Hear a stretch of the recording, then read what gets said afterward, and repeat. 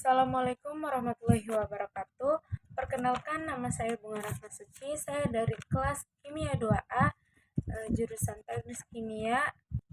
Ingin menjelaskan tentang peranan sikap, minat, dan motivasi dalam belajar. Menurut psikologi, sikap dan minat merupakan pola reaksi individu terhadap sesuatu. Nah, motivasi sendiri ini adalah perubahan energi di dalam pribadi seseorang yang ditandai dengan timbulnya afektif dan reaksi untuk mencapai tujuan. Nah, motivasi ini sendiri dibagi menjadi dua, yaitu motivasi intrinsik dan motivasi ekstrinsik. Motivasi intrinsik itu adalah keinginan yang ada di dalam seorang individu. Jadi maksudnya adalah ketika individu tersebut ingin mencapai sesuatu, dia akan memiliki motivasi di dalam dirinya sendiri. Yang kedua itu ada motivasi ekstrinsik, di mana ini tuh keadaan yang datang dari luar individu. Nah, ini maksudnya apa?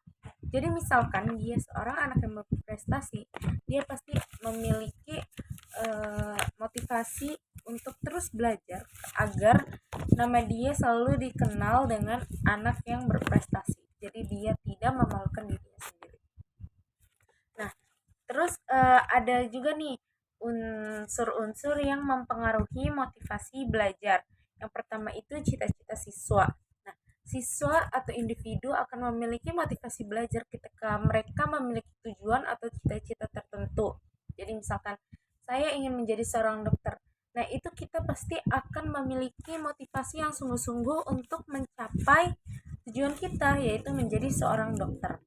Nah, lalu ada kemampuan siswa. Kemampuan siswa ini kenapa bisa mempengaruhi motivasi belajar? Karena ketika kita memiliki kemampuan sesuatu, itu pasti kita tuh merasa yang kayak tidak puas dengan apa yang sudah kita punya gitu, atau kita bisa sesuatu gitu. Misalkan saya bisa masak, sekadar bisa masak bukan bukan hal yang sangat istimewa gitu, tapi dengan kita memiliki motivasi untuk memperdalam lagi cara kita untuk belajar masak, itu membuat kita menjadi lebih baik lagi. Terus yang ketiga ada kondisi lingkungan siswa. Nah, kalau misalkan lingkungan siswa tersebut itu dikelilingi oleh orang-orang yang mereka itu memiliki suatu tujuan yang pasti dan mereka bisa mendapatkannya, itu bisa jadi suatu motivasi untuk kita, untuk para siswa atau individu untuk memiliki motivasi belajar. Terus yang terakhir, upaya guru dalam membelajarkan siswa. Jadi misalkan guru ini enak untuk menurut siswanya guru ini enak dalam mengajar. Nah, itu pasti siswanya itu akan memiliki semangat dan motivasi lebih untuk mempelajari materi yang diajarkan oleh guru tersebut.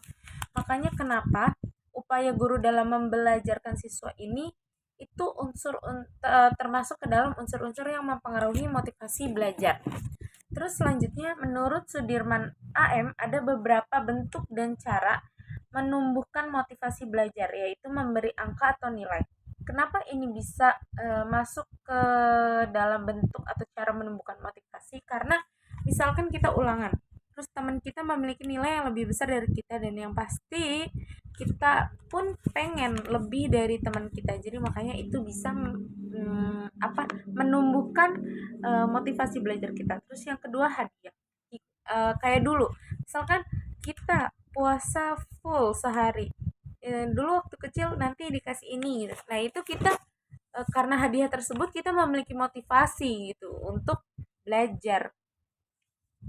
Terus ada kompetensi. Pasti ya kalau misalkan orang yang mengikuti kompetensi itu pasti memiliki motivasi belajar. Karena apa? Karena ketika kita sebelum memulai kompetensi tersebut, itu pasti kita harus menyiapkan diri kita dengan matang. Karena kita nggak mau kan mempermalukan diri kita sendiri pada saat berkompetensi. Jadi itulah alasan kenapa kompetensi ini menurut Sudirman AM itu masuk ke dalam unsur yang bisa menumbuhkan motivasi belajar. Terus yang selanjutnya, harga diri. sama aja kayak yang tadi saya jelaskan, kenapa pada saat kita berkompetensi itu bisa menumbuhkan motivasi belajar, karena itu juga bisa mempertahankan harga diri kita gitu. Jadi misalkan harga diri kita diinjek-injek, dan karena itu jadi kayak kita nggak mau kan harga diri kita diinjek-injek, jadi kita harus lebih dari orang itu gitu yang injek-injek harga diri kita. Jadi emang kita harus lebih lagi dengan cara belajar gitu. Nah, dengan memikirkan harga diri itu kita akan mendapatkan motivasi untuk belajar. Selanjutnya, menilai ulangan. Nah, kita sama aja kayak yang tadi ya, memberi angka nilai itu juga salah satu cara untuk menumbuhkan motivasi belajar gitu, dengan menilai ulangan kita sendiri gitu. Dari misalkan kita ulangan mata pelajaran A bulan ini, ulangan harian ya, bulan ini itu kita dapatnya 70, terus kedepannya naik lagi 85. Nah, itu bisa menimbulkan motivasi belajar kita.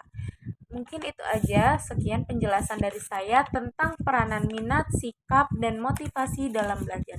Sekian dari saya, kurang lebihnya mohon maaf. Wassalamualaikum warahmatullahi wabarakatuh.